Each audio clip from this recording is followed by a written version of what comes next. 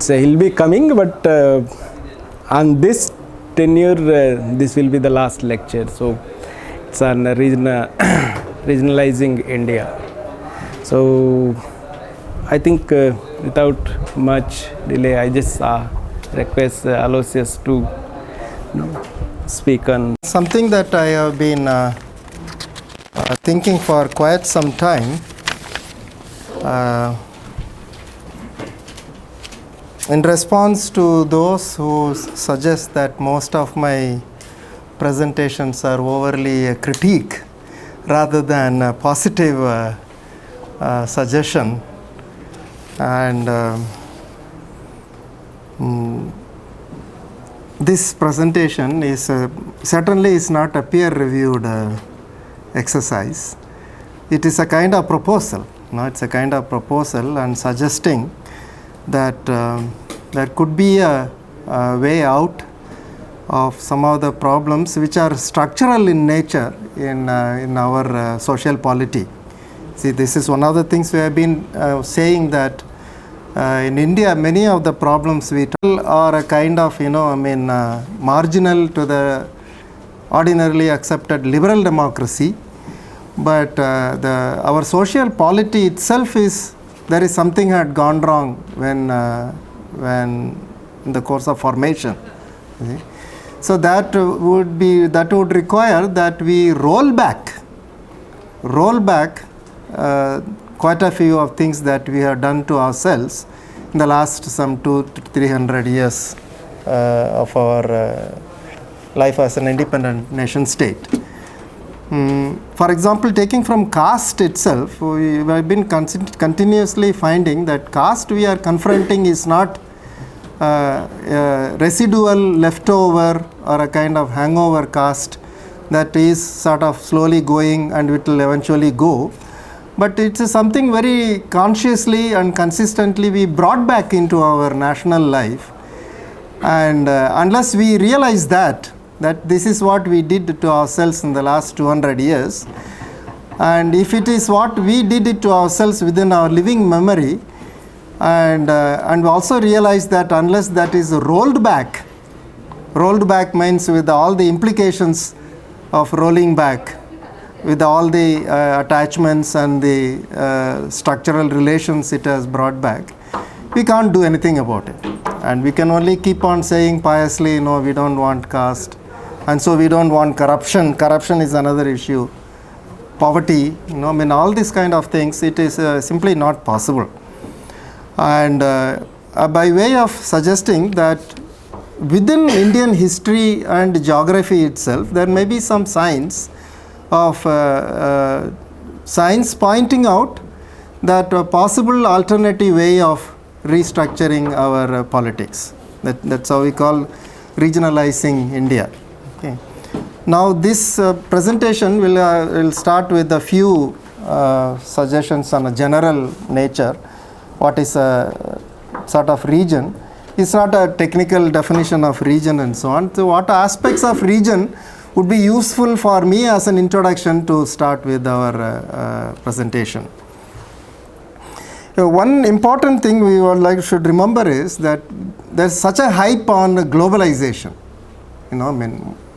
It's in every seminar these days, it said the last term would be in the era of globalization. It's almost a kind of ritual.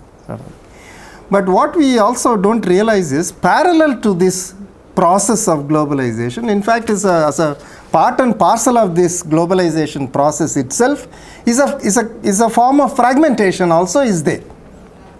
Cultural, divisioning and smaller polity as a complementary to this mega global processes and so on. Of this, we are not aware, or if we are aware of it, we don't bring it within our problematics in academics. And that too is not innocent absence. It is a power. It has a power connotation that we choose not to bring in certain things within our thing, but rather highlight globalization. If globalization is in the interest of some groups, or fighting against it is in the interest of some groups, fragmentation and also regionalizing is also in the interest of some other groups. So it's whose interest becomes recast as knowledge is the problem in most of our discussions. The regionalizing, regionality, and regionalization, regionalism, etc., has been talked about within different political, different academic circles. Now, the most important will be within political science. In political science, region definitely refers to an incomplete segment. Incomplete segment. When you say region, it is always implied that it is part of a larger whole. Part of a larger whole. Region, regionalism, etc., and so on. And then the very clear distinction, if not expressed, but implied, is a nation. The region is part of a nation, and so on. Within international relations, it would refer to huge blocks of states. Okay. SAARC region and Southeast Asian region and so on. In geography, on the other hand, region would refer to a unified whole. This is a kind of a bit difficult to accept it, because the region, the term has become so often as a smaller whole, smaller entity comparison to a bigger whole. In geography, it would definitely refer to some self-contained landscape which doesn't have a reference outside. It's a regional geography. You see, it refers to a meso level. It's neither micro level nor the macro level. It's a meso level reality. Now that is the kind of take I will have on this, and then build on that. Now, with the postmodernism and post-structuralism, we'll say we'll do away with both this political science and geography as well, and we'll develop something called a relational notion of region. The relational notion of region, which safely tries to avoid all conflicts and all that, is that each one constructs one's own region, its own region, and it's very different from one another, and it doesn't depend on anything else in each one's kind of thing. And so there is no one region commonly accepted. Of that we don't have much use. We are in a hard political struggle, and I like to keep it to that. There are two ways of looking at this phenomenon of region within geography itself. Geography itself, it's either they call it old geography or a new geography. Which old geography may be limited to geomorphology, and a kind of pasting on the social onto the geomorphology. And geography, new geography, with a whole range of people will try to construct as a geography as a social science, interpreting the entire phenomena through the concept of region in order to understand the social, political, cultural, etc. Now, Pierre Bourdieu has a very small article, but a very strong and powerful article. He says, a region becomes a region only when you point out this is a region. Now, then it comes into existence. Nation also comes into existence when you say this is a nation, assert it as a nation. Now, according to old geography, the other extreme would be that region is there, out there, everybody knows that. Why is such a discussion or a controversy about it? It's very clear.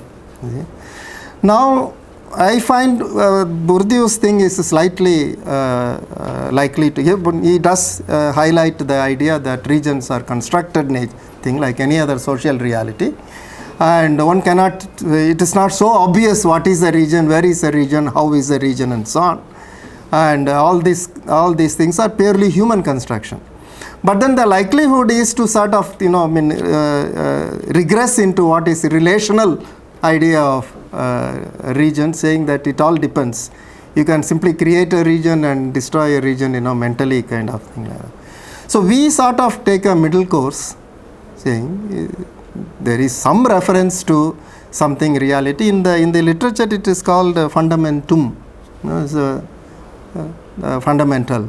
That is a notional reality that even before the human thought enters, there is something differentiated thing that exists outside.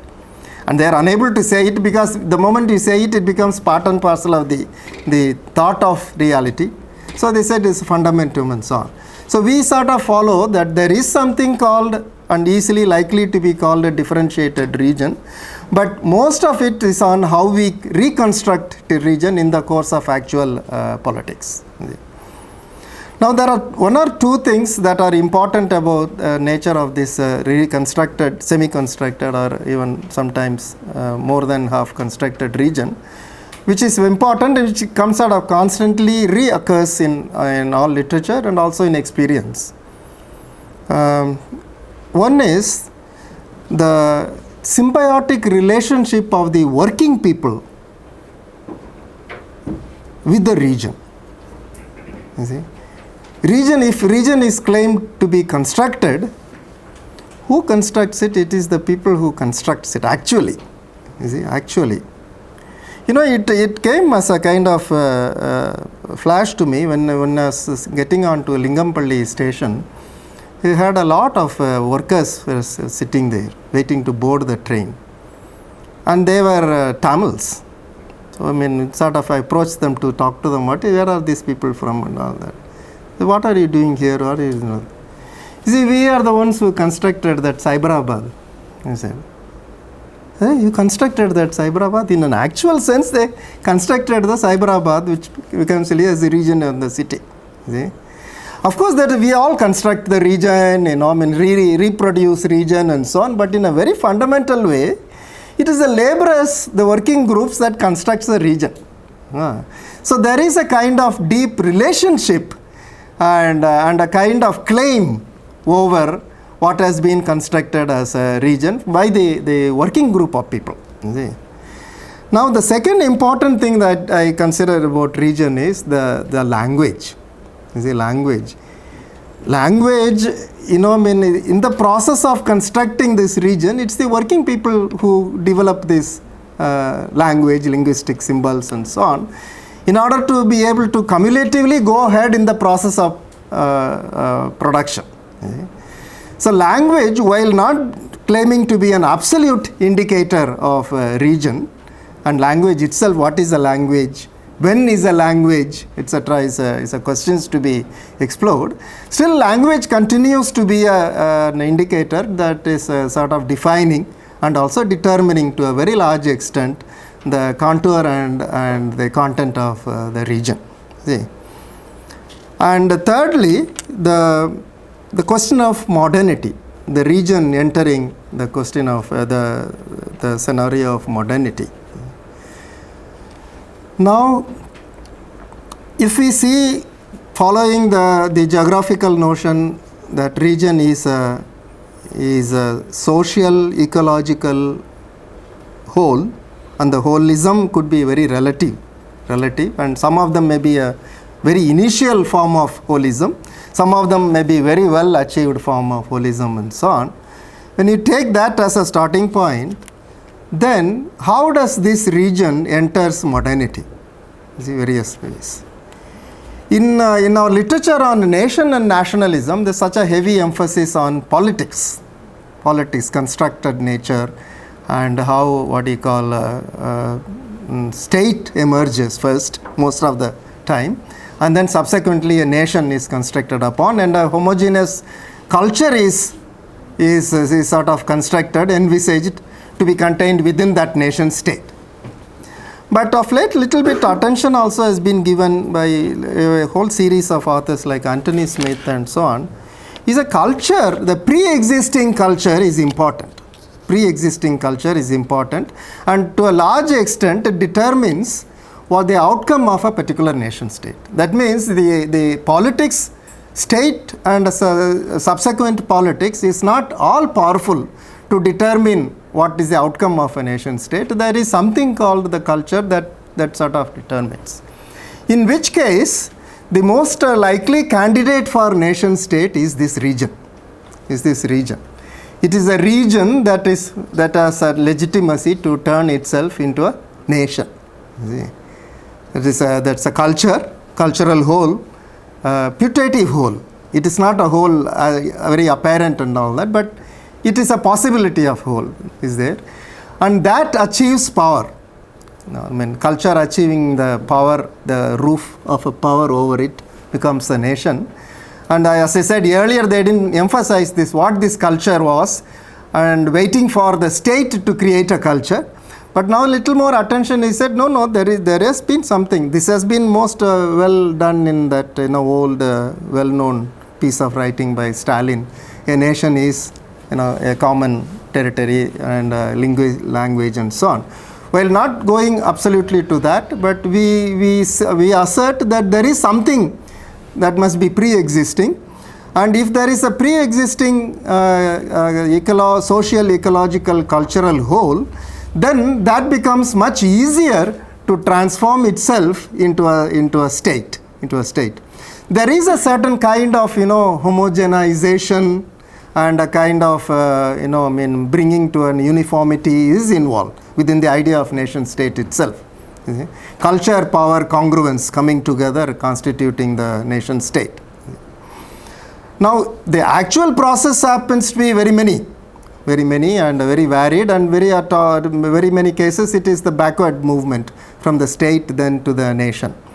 But the nation state theory itself would promote that a pre-modern culture, which is mostly hierarchical, when injected with the egalitarian notion, gets diluted internally and diluted way, and claim as a single cultural whole, called as an Indian culture or a German culture and so on. You see? So this is a reinvention of a tradition and so on, by Hobsbawm and people. But what they have not mentioned is that in modernity, as they enter, the invention of tradition and culture becomes much more salient, relevant, and resonant only when it becomes egalitarianly reconstructed. So it becomes a common myth deriving and pulling together the vested interests of maximum number of people. Well, they would all know this is a mythical construction of culture, but all the same it has been our culture, and so it is true. Though they might have been fighting with each other for quite some time in the past history, for the present we construct ourselves in an egalitarian way, and then we say this is our culture, and then claim also that this has been like this forever. Myth, history as myth, and so on. This very violently was brought again once to me in a conference in Jamia Millia, and there was an international conference, Middle East, West Asia they call it, and so on. There was someone in one of the Indians got up and said this robber Genghis Khan, and there are guys from the diplomats. He said, sir, we object to this. He's our national hero, whatever he may look up to you and so on. But the point, this guy, he said, no, he was a robber. He said, there is no one objective point in history. He may be a robber to you, but he is our hero. He is the great nation builder for us. You see? Now, the strength of that statement will come much stronger if the whole nation backs up. And that whole nation backing it up comes from the fact that in contemporary times, that is at present, that mythical construction goes along with an equality treatment of all the people in that particular area. You see? So it is not a verification of something to have happened some time ago. It is a pure construction. You see? And in our own local thing that came out, in the time of when that Babri Masjid thing was brought down, and JNU scholars were writing articles after articles, historians, saying that there was no temple there and all that. But then, in a way, that the judgment that came much later asserts the truth. They all believe that the temple existed there, and therefore that temple was there. You see? That's a kind of ironical giving back to you of your own constructivist theory. You see? And that is the truth. Truth means which has a power, and then that has a power, nothing else like that. Now that is possible if the culture is already, in a pre-modern time, if there is a culture like an organic filament uniting everybody objectively, for example, in terms of language, in terms of race, even in terms of religion, and in terms of so many ascriptive characteristics. Now, in entering into modernity, these observable common characteristics themselves turn into subjectively realized unity. You see, subjectively realized unity. It becomes much easier.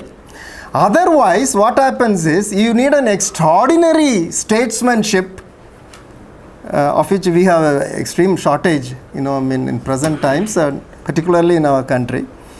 So we have to have a kind of construct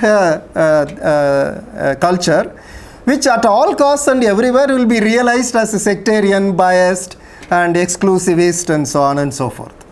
You see, that is the beauty of the cultural nationalism and political nationalism. You see? And so what changes, the politics changes its certain egalitarian principles, dismantling the earlier non-egalitarian practices. It is not imposing new egalitarianism at all. It's not that Rousseau or Mill or Karl Marx even comes over, takes charge of situation. But existing and practicing inequalities which have been experientially expressing discrimination and differences are to be seen continuously being dismantled. Dismantling is the word. You have to dismantle it, and the people seeing dismantling and reconstruct a certain culture, very loose culture. This is about which we all affiliate. That is the national culture. So that way, it is a region that would sort of transform itself to a nation, and that as a theory, of course. And then you have the whole range of, but then that theory is not that simple also, is that it's only a theory, nothing happens like that and so on. Because this is also the pretension of the ruling groups. Pretension of the ruling groups is that it has been like this only. We always have been a singular culture, and the singular culture had been accepted by everybody, and whatever you say particularly about caste and all that, no, caste, you are misunderstanding. Caste is a meaning creating system within our culture.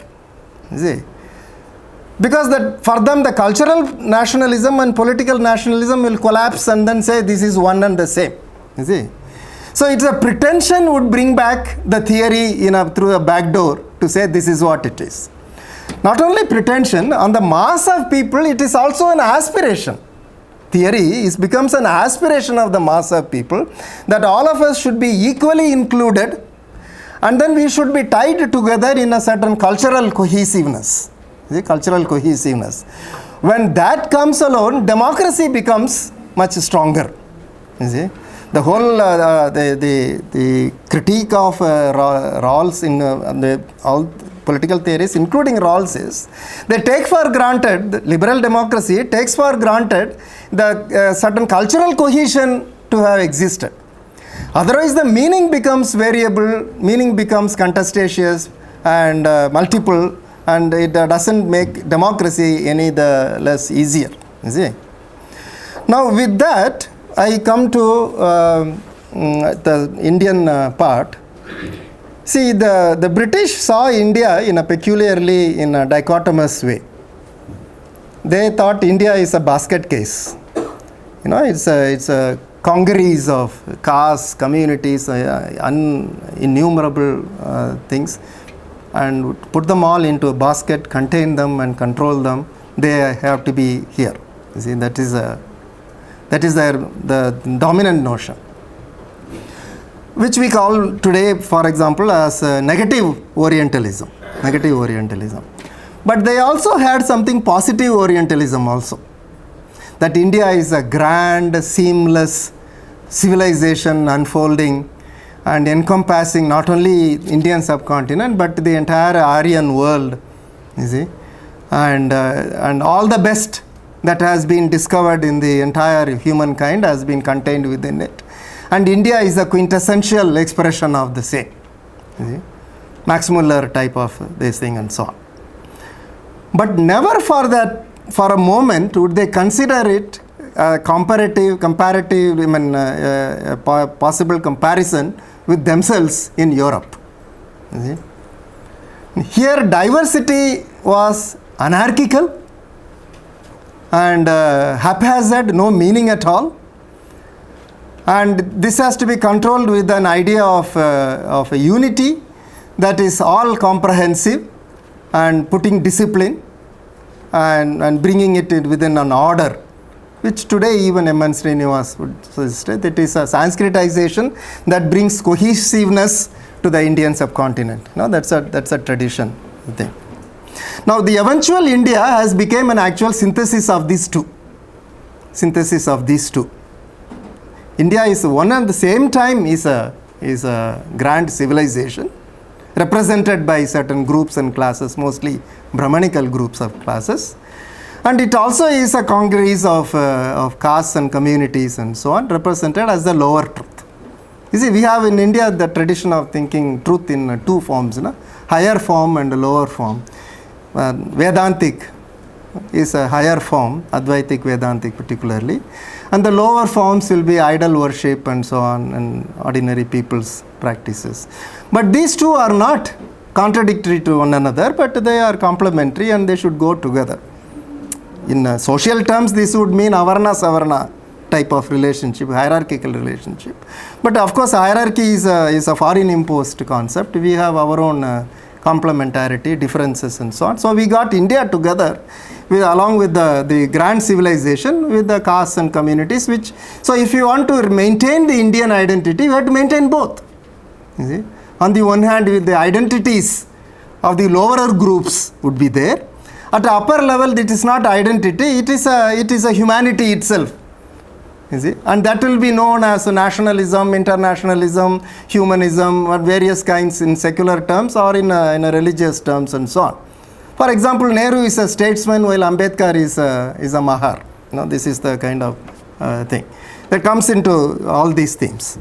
Now, so eventually this is captured by the statement India is a unity in diversity. But unity is the one to be emphasized. You see? Diversity should be there. They should not also try to become unity. You see? Because India is a diversity and diversity should be encouraged. But diversity should keep to its place, not break open into something much structural or larger social polity and so on. This actually would be a kind of directive state principle policy of maintaining the Indian basic structure. You see? That cannot be removed at all from our constitution. Basic constitution, not the written one. See? Now this has been looked into academics. For example, there is a certain specific lacunae which avoids this problematic. Regional geography, for example, largely deals with the geomorphology. That the formation, rock formations and water formations and so on, and you feel the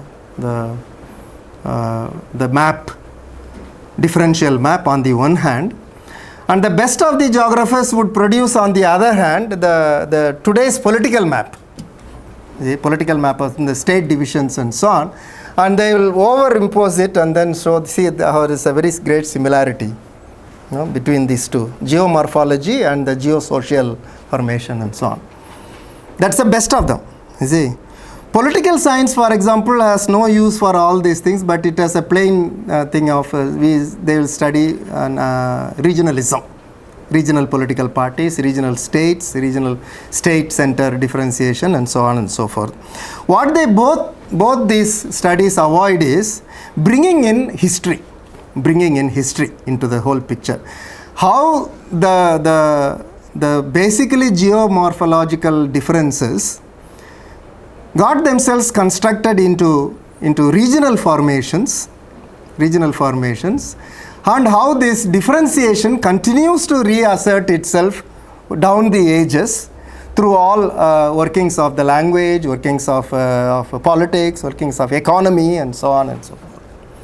Now, this proposal is it's a big proposal. It's it's a book proposal, and so it is also a big proposal.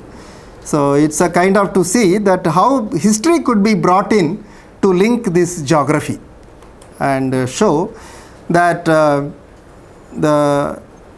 the long-term trajectory of the subcontinent lies mostly within a systematic form of diversity. Unlike the British was telling, it's a haphazard diversity. We'll say there has been a systematic formation of diversity, and this diversity is a sort of social ecological wholes, and they are the legitimate holders and claimants for power. And if the power is handed over to them, if they are allowed to exercise this power, there will be problems that not into utopia will result, but certain structural problems that are plaguing our society, both in experience as well as in academics, to a large extent could be reread and recast. See. Now the point is that in 1950s, I think it's the middle of the 50s, that with the time of the States Reorganization Committee, there was a lot of writings, particularly around the University of Baroda. That was one of those earlier days that the universities. This was one of the universities that were doing very good job and producing a lot of materials. Subsequently, now it is only central university of some kind. Those days, regional universities had a lot of things produced. One of them was a historian called Riker, and another geographer called Subbarao. I think is from Andhra Pradesh. I think these two were in a constantly in dialogue with one another. How do you interpret the subcontinental long-term historical social formation and so on?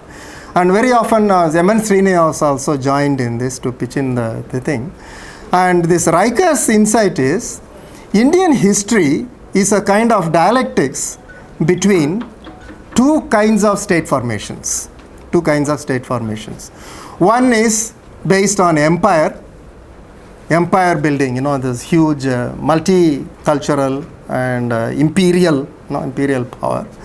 And the other is more or less kingdoms, native kingdoms, more or less based on linguistic and kind of cultural whole and so on.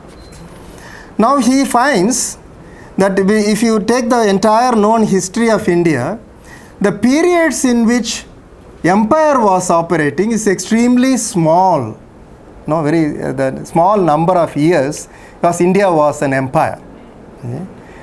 And with great difficulty, one empire would be structured, Maurya, Gupta empire and so on. It will last maybe 100 years also, but immediately it will split into multiple regional kingdoms, multiple Rajata period or even Mughal period and so on.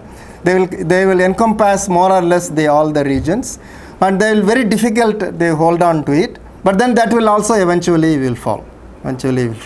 So this is an alternating periods of mega scale, at a mega scale, and a meso middle level scales and so on. And he also points out, it's easy to sort of find equation between flourishing of language, flourishing of arts, flourishing of cultures, and several other attendant developments with those periods in history in which they were mostly kingdoms, native kingdoms, rather than mega empires and so on. You see? Now with this, we try to kind of follow a schema in Indian history: archaeological stage, textual stage, linguistic stage, and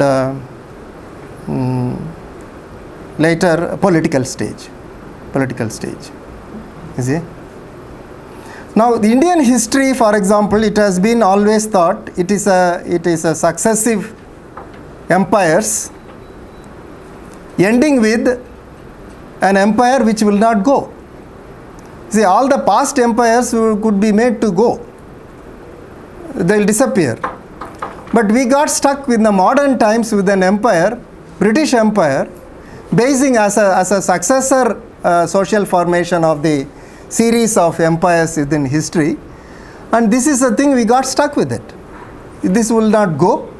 And so the history itself is seen as a succession of of empire formations as the glorious field, periods of Indian history, and all emotional, imaginative investment has been placed on this succession and written the glorious history of India. The other periods have been considered as a fragmentation, as a dark periods, as a kind of what they call divisiveness set into the thing. The most important reference is this Kalapra period in South Indian history, where they're supposed to be a darkest period. That was a period of high social mobility and a kind of, people, the lower caste groups trying to sort of come into their own and so on. But so it depends on historiography. History is determined mostly by historiographers. This is the glory of the Khan, the story, the movie. The guy will go along with the nomads, and then most of the time these nomads will defeat the Roman armies. But then the fellow from the Roman side will be traveling with them. He said, ultimately it is we who write history. All your struggles won't come into this. You see? Now that has become a kind of thing for us. Now, so what happens, all of those groups, classes, and the mass of people who are connected with the formation and who flourished with the formation of smaller, lower groups, etc., all have been subdued, subordinated, etc. And those who had access to this mega construction of empires, they have a lineage, they have a history. You see, so it is not, we don't have to go to Europe to find out the Europe and the history of the historyless people. It is within the country itself we can find these two formations. And one important thing was, when the regional things, the kingdoms were in operative, we could see it is the workers, it is the ordinary people, it is the language, vernacular language that has been developing along with that. It is those people who are having a relatively better subjectivity and assertion and so on. Now in an empire, what takes over is the non-manual labor becomes a more priority. Administrative and military controlling functions, modern state functions, bureaucracy, etc. So those who are equipped for those jobs, they become dominant. You see? So it is a question of, constant, the scale, what is known in the literature as the scale of social formation, as a lot of relationship with the, the coming into power or powerlessness of the mass of people. Now with that, we suggest that the first archaeological regions, of which we know mighty little, there has been a kind of, we know it only through archaeology, smaller regions scattered and so on. But I rely on this Olchin and Olchin couple who have been doing a lot of work on that. And they have time and again assert, and this has been asserted by several others, but this is particularly to them. They have a small chapter in the last section of the birth of civilization in Indian subcontinent, which is very highly interesting. I think it should be a reading material also for our interpretation of India course.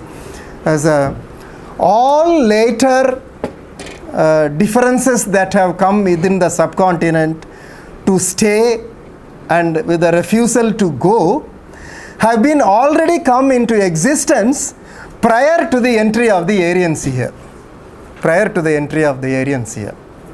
See, that means we had already had a thing going here in whatever way, in a very small fragmented way and all that. But what the subsequent people did was, in order to exaggerate that, to delete some, to distort some, etc. But this fact was, what we today call diversity could be easily traced back to the archaeological times. Now, because it is a symbiotic production of man, nature, and symbolic things like language, religion, etc. It is a holism that has come into existence in history, which has a relative tenacity. It won't go. You see?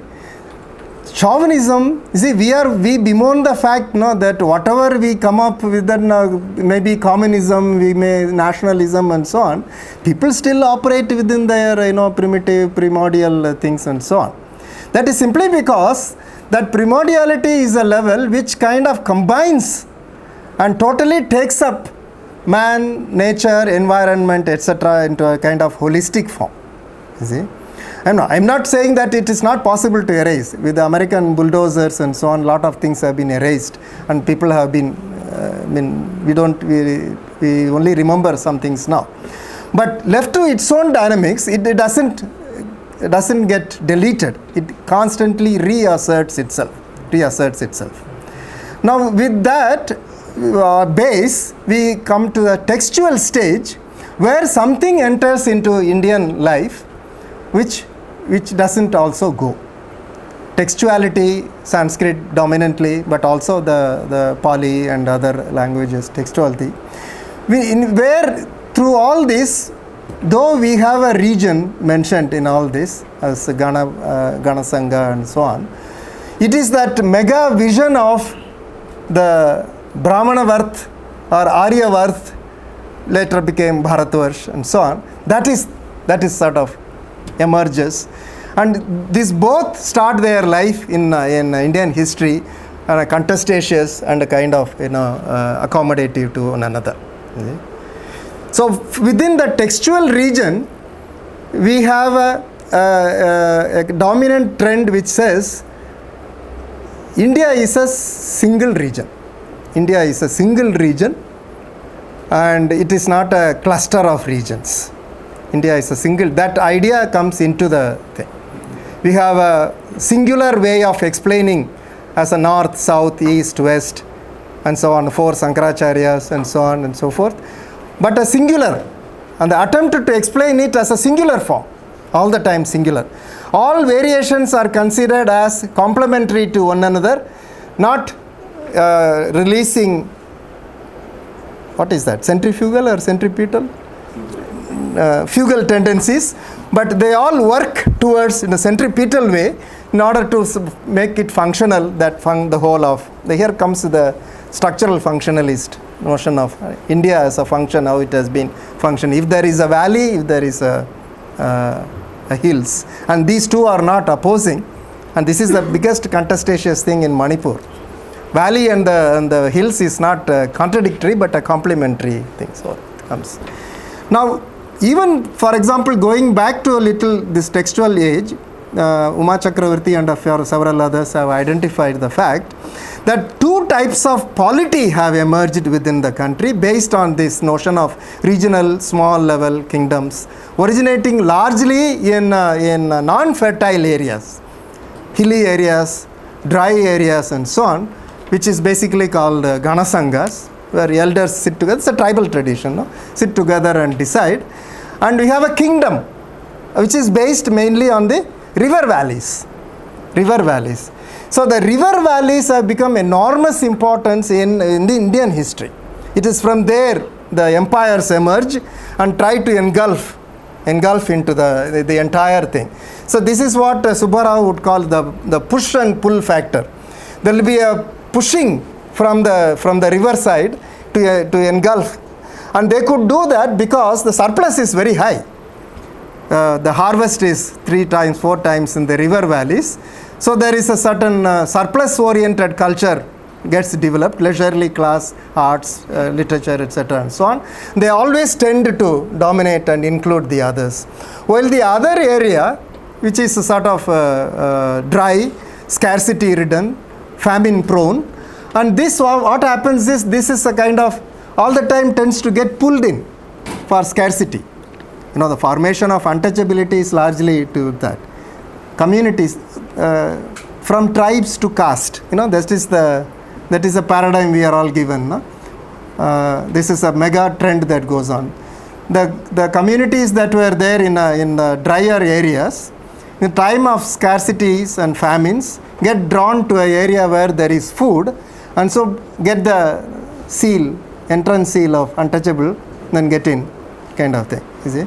And this process has been going on continuously. So with this pull and push factor, things have been going, things have been contextuously formation has started in the textual period. Is it textual period? Now that was the dominance was the empire, the imperialist notion. Now with the third stage, of course these are all has to be fleshed out. These are not just what I say, I am only proposing a schema. And the third stage will be that linguistic thing where the language emerges, which is what Sheldon Pollock treats the period, that particular period, where the language emerges. You see, the basis of it has been already Prakrits, which were multiple, against Sanskrit, which was singular. Contestatious notion as everything is derived from the plural. The singular itself is only a reformed form of the plural. This was already debate was there in the even 12th, 13th century itself as well, which comes from which and so on. But now here we see a certain kind of accommodation of the singular trend, having negotiating with the plural trend and getting succumbed to that, and there emerges something called the linguistic regions, recognizable, little broader notion of things that comes out. You see, this is very important. This is a kind of victory time for the smaller polities. In fact, Madhav Deshpande, the linguist from the States, writes on Marathi thing. He said the formation of Maharashtrian language is a struggle against Sanskrit. You see, struggle against Sanskrit. From being swallowed up, you sort of, because you have a ecological, cultural, and language and landscape base, and you make the incoming force to bend to you rather than succumb. You see? Obviously, this could be measured in a very big spectrum. Those who succumbed totally, and those who resisted maximum, and so on. Now, the Indian subcontinent itself would refer to this that as and when this spread of unification, textual region of Brahmana Varta or Arya Varta keeps expanding, you will see the maximum impact in the northern area, where today the regions are very blurred, not seen at all, and lot of political effort is needed to find out regions. But as the effect gets diluted and abates as it comes down and to the sides and so on, so we have a much clearer region emerges and so on, which means that in the contestation between the singular and the plural, the singular has been given way to many practices and so on. See, and it was that stage, which was the stage again to suggest that it was the Brahmanical, the Sanskritic, or the more hegemonic, starting from the river valleys and so on, was getting little bit swallowed up, and then beginning to have emergence as linguistic regions. The British Empire intervenes. That was a period in which the Brahmanical people and also their language was beginning to merge into different social formations. If you see a lot of Brahmin writers writing in vernacular languages in that period. You see? Now 17th, 18th century, a far superior force comes and then kind of virtually pulls them back from the process of merger and then gives them an identity drawn from their ancient rediscovery of Aryan Renaissance and the European Second Renaissance and so on. Find that you don't have to merge. See, you are a civilization on your own. And by that time, India has already become a singular political entity with an idea that you have a kind of legacy and a heritage which is no less than our own, in terms of if we are materialist, you are a spiritualist, and this is what we are thinking. And so what has happened, the natural dynamics that was on already in different parts of the country were arrested, and the reverse things started moving on.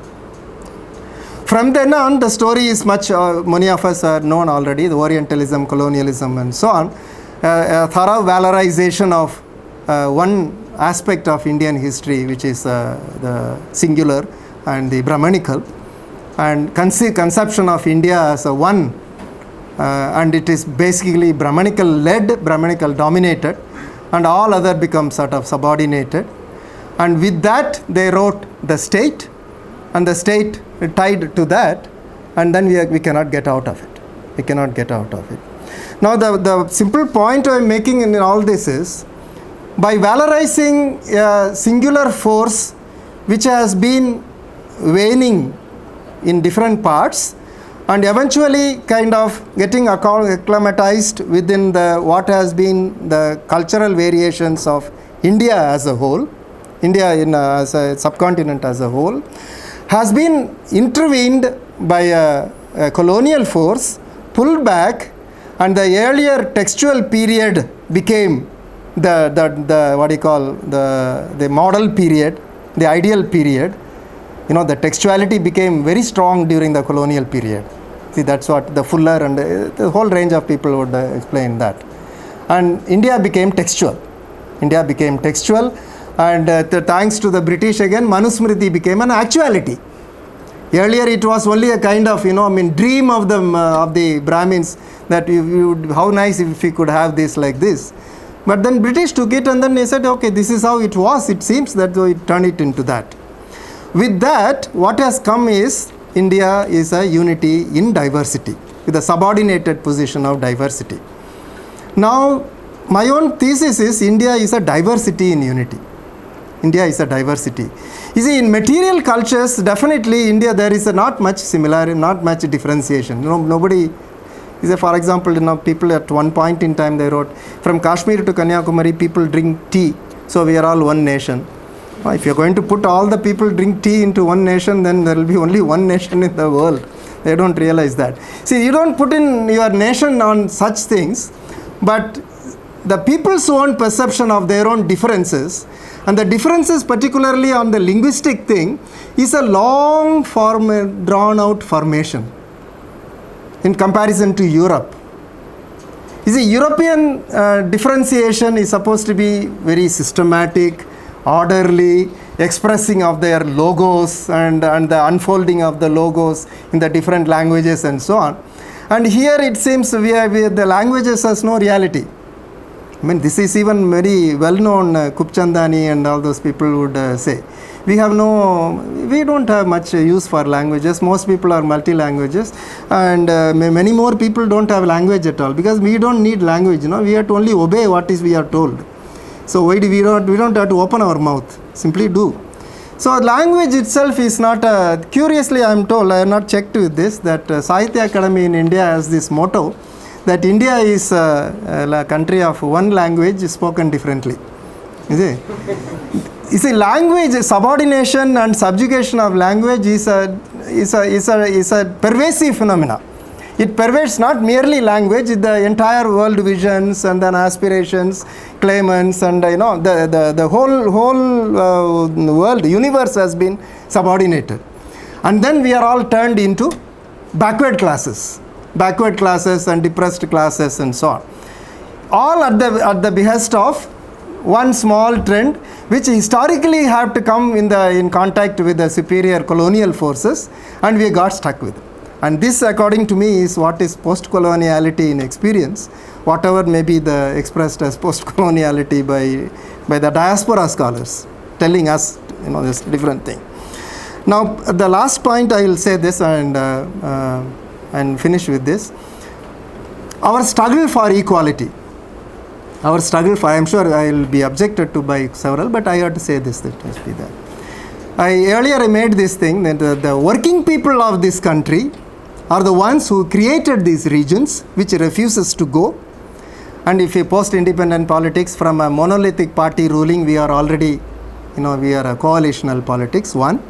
Secondly, the number of separatist instances, small, big, military, armed or unarmed separatist stance, that is one actual movement.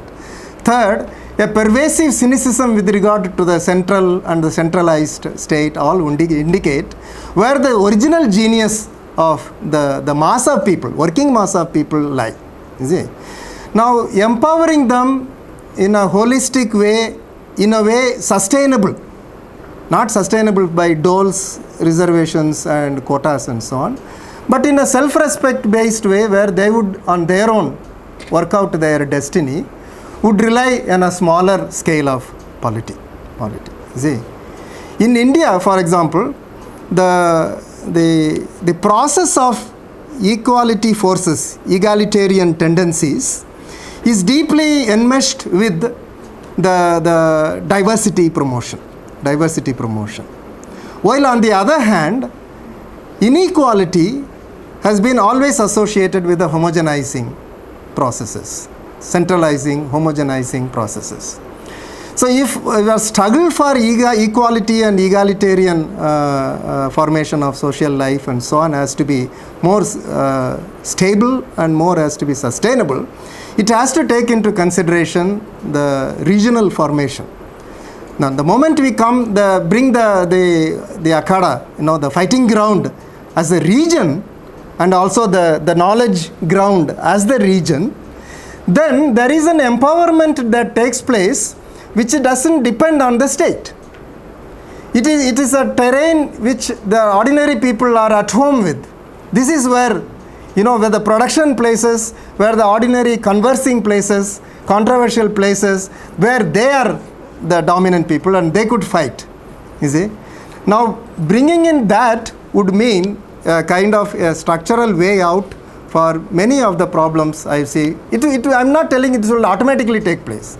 And in the present form, such a thing will only represent by haphazard pulling this way, that way, and so on. But what I am as an intellectual, an attempt at an intellectual exercise in front of people who have been grappling with the same, would be that a discourse has to be initiated and see that most of our discussions are based on an understanding of society, a single society, unexpressed, implied society, as the single nation state. We may not articulate it or we may not be conscious of it. Against the background, India as a single society against which all our social sciences and humanities are conducted. Now, if a shift in discourse would say that our universe is the regional kingdom, where the working people have been their stable and a staple reality, then I have a feeling this centralizing tendency, this imperialist rule, all this would be relatively left high and dry. Not continuously through us being enfleshed, put in more material into it and engage in a reproduction of the same and so on. Then there will be a kind of parity between these centralizing and non-centralizing tendencies, which would result in an empowerment of the masses. I am not straight away asking the breakup of this the state, because breakup of the state would mean structural change without positional change. You see, this has been a discussion in social change. What you are doing is only a positional change. Sanskritization is a positional change, and we should all struggle for a structural change. These two are very, very deeply implicated. A structural change without a positional change will be only a bureaucratic rule, like the one we had in Russia for some time, and it could not hold. See, while the positional change fight should all the time go on, as it is going on in many places, a structural revisioning, shifting of discourses, epistemic as well as experiential, would supplement the positional forces, and that eventually will transform itself into a structural change, in which we will have problems, but manageable problems, understandable problems, and tractable problems. And this is what I am engaged in next few years, 2-3 years. I hope to come up with some substantial reading and so on. Thank you for listening.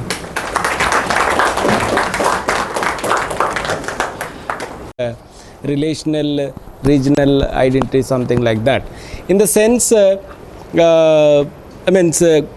each one means articulate or has a different relation with the region. So you have different kinds of articulation and different kinds of relation with your regions.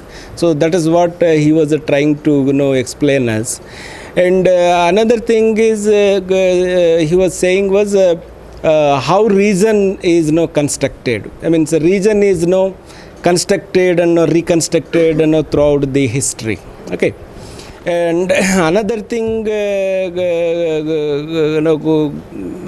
the context of India, he was trying to explain us was that how Indian region was, India as in a region, how it is constructed and all that. Okay, how colonialists constructed it or viewed it. So colonialists see India as a homogeneous kind of region. It was a very dichotomical kind of position. In one hand they say it's a homogeneous, and on the other hand they say there are diversities and something. And they all throughout their rule they try to put all diverse groups into one basket. Okay, and nationalists also later on they take the similar position and comes out with the similar position. That's unity in diversity. Okay, so unity and diversity means there is a unity on the whole, and there are some diversities, and we should actually keep the diversities alive. But again, state actually means after independence works very forcefully to bring the diversities into the unity. So that's a going on process. Then later on he was saying about how academic interventions made throughout the history, and means how geographers actually looked at the region formation through a very kind of physical geographic perspective, morphological aspects of regions and so on. So then how political scientists look at the region. Okay, for political scientists region is just a region, like regional political parties, regionalism, something like that. Okay, so Aloysius argument that there is actually a gap in this kind of a position, saying that how these morphological things impacts on the people's life, and how a new kind of culture actually evolves from this. That is not addressed properly in our academics. And he was actually raising many questions and all that, and ultimately what means he was saying was like India means as a region is constructed basically ignoring the various diversities and all that. So he was taking a bottom up approach, in the sense in India there is diversity in unity, not unity in diversity kind of position. So he was actually regionalizing India. Means now he has given some examples. Means how new regional parties are now coming, and how national parties are now losing their base at all India level and all that. How various new kind of identity, regional identity based movements are coming up in various hill areas and other. So all this actually shows us how India is becoming more regional. So this is the basically essence of his whole lecture. I think I missed out something, but overall essence is this. So now the presentation is open for discussion. You welcome your questions. Delineate the kind of processes that normally went into making and so on. But the present scenario would represent a complete chaos. There will be a lot of boosting up. For example, there will be a Urdu academy that particularly in Telugu thing, we put up a Urdu academy and promote it. See, within the nationalist thing itself, you have a lot of money allotted for having Hindu-Muslim conferences in places where there is neither Hindus nor Muslims, but they have been unified in some other term. UGC has some program, so you have to go and hold it there. It's a nationalist agenda. You see, they will never allow a formation of a certain thing. It's all politics, no? It's all politics. So any kind of I'm a Urdu identity, I'm a Deccani Urdu, I'm a Khammam Urdu, I'm a Warangal Urdu, all that will come up.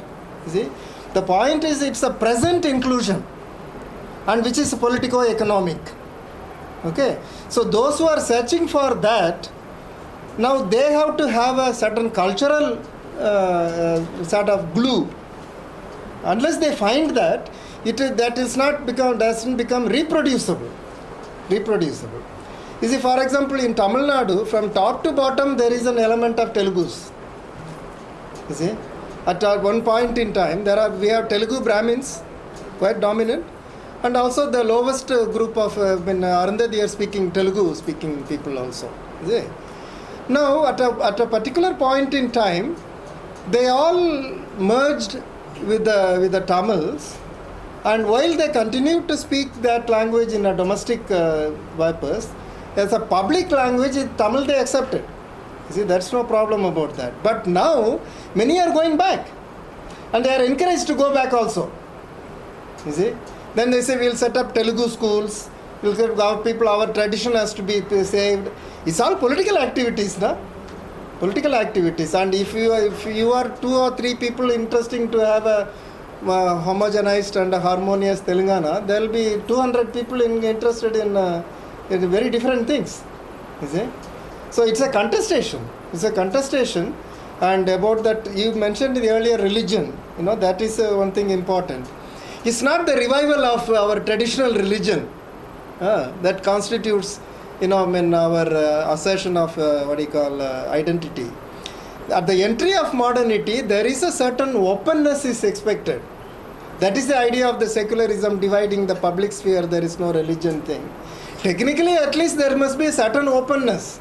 So the language also will have to be somewhat toned down, because the intricate building of religion and language is very often, for example, more than 100-200 words have been identified in Hindi, which are horribly communal words.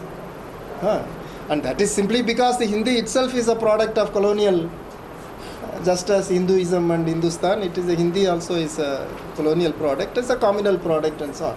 So in the case of Telangana, for example, the imagery and the religion, popular religion, while we all grant that popular religion has to, come into power, but it has to come into power in a different mode. Not in a public political mode which will become exclusive of the Muslims, Urdu people. Then the other counter processes get triggered off. Is that they have to set up, why should they leave? You see? That's why within modernity one has to have nationalism has relations with the race. It starts off, that Etienne Balber's thing and all that. The race is not very far away from the concept. But then the struggle is to move away from that and embrace anybody. Anybody can become a citizen. You see, anybody can become a citizen, and once he is a citizen, he will not be penalized for not belonging to this religion or not speaking that language and that kind of thing. So it becomes a constitutional state. So that the entire movement will have to represent that. Movement, play low on that, As against the Brahmanical religion, we would like to blow up our popular religion. But it's not so simple as that. In a nation building process, we may have to extend invitation for all, even people without any religion. They also have to feel equally accommodated. That's why the vision of those people who are engaging in those activities and their imagination matters quite a bit. Development of certain kind of stratifications, etc., from archaeological sort of sites, that kind of a thing. That's very very much different from.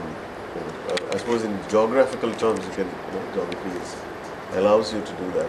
But the other one that I really was fascinated by, the thing that you described as the spontaneous and sort of natural sort of diversification into nationalities, which was then sort of cut short or nipped in the bud with the arrival of British, and so who gave this new identity and a civilizational identity. That's I very much agree with that. But I also wanted to say, vis-a-vis that, in relation to something I'm working on in terms of language and more recent times, that you can actually see a repetition of that whole process. So in other words, it is in the realm of language that this happens. With the with the activities of the missionaries and the others in terms of constituting these linguistic identities, right? Giving them histories and so on, which is, if I think you would agree, it's a continuation or at least a reverting to that process which you said was somewhat, cut short.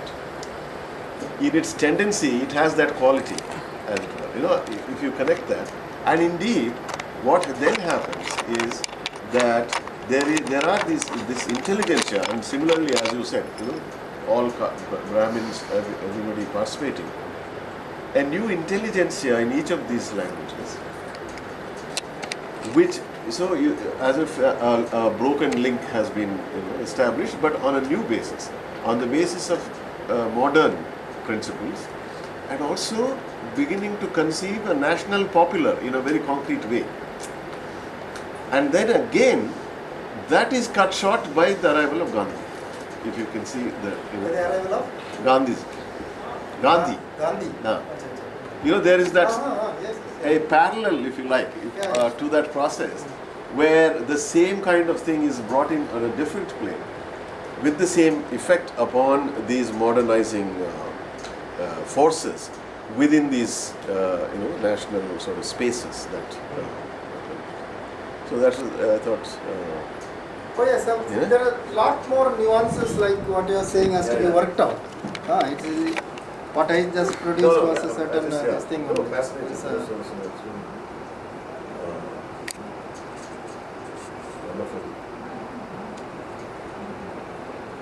Of ourselves on the present state structures and so on for the sake of empowerment. Is there how many people can we empower and how long to sustain that empowerment? While our culture, language, religion and several other historical formations have been relegated to the periphery and then marginalized, suppressed and so on, then this is a kind of infinite nationalist agenda. Keep empowering people. Keep engage in that. Engage in the construction of political societies. But you will never reach the civil society. In order to reach the civil society, there is a different process. You see, continuous and also it will gel also with the Maoist, Naxalite groups and so on. It is a struggle that matters. Continuous struggle. But then where are we going? And as time passes on, we have to be running faster and faster in order to remain in the same place. And we are finding it difficult. And that we can see it even in our own micro space as well as in a larger space and so on. One point that I thought was, I think there is a problem, is this, as you said, the worker, the laborer, the one who works and constructs and so on, is essential to the region and its qualities. But again, there is, without language, unless it is asserted, as you said. So the assertion is a linguistic act. So performative, which is not available to the laborer who constructs, but must be said, within a hierarchical setup, it must be said by somebody else, isn't it? Surely, but that detachment would be relative if we do it within the language of the masses. It's not that all the workers would turn into linguistic articulators, but what the linguistically re-articulated would find resonance with the masses. Yes. If it is done within that universe. Within that universe. That's I'm not against that separation of the what do you call the mental and other activities and so on per se. But even a mental activity differentiated from a physical labor would find still as our own. Yeah. Our own. If there is a community of linguistic idiom and see, that's a modern language. For example, if you take a newspaper, I have to see at least 50% of myself in it. Then the other 50% I will be willing to negotiate. If I see something there totally very different, this we can see already in our social scenario. For example, in the southern states, children children keep speaking at home in our own language and so on, and they go to the school in order to write what they know already. See what they know already. He said then they write in the letter Amma, and then it's a discovery for them. See what I have been saying, and they have written it. But it's not available for many of the states in the north. You see, because where there is a multiplicity of languages, and the Hindi is supposed to be the language that comes from, and there they have to learn not only the word, but also the meaning and to whom it applies, that they have to articulate it. There is and that's one of the reasons, for example, first of all, Rajasthani came out saying we are a different language, we are not Hindi speakers. Bhojpuri is coming out saying we are Bhojpuri, are not Hindi. You know, that's a process, no? So that within that, transformation is necessary at a higher level of abstraction, articulation and so on. But the relative distance should be maintained. That's the only point I would mention.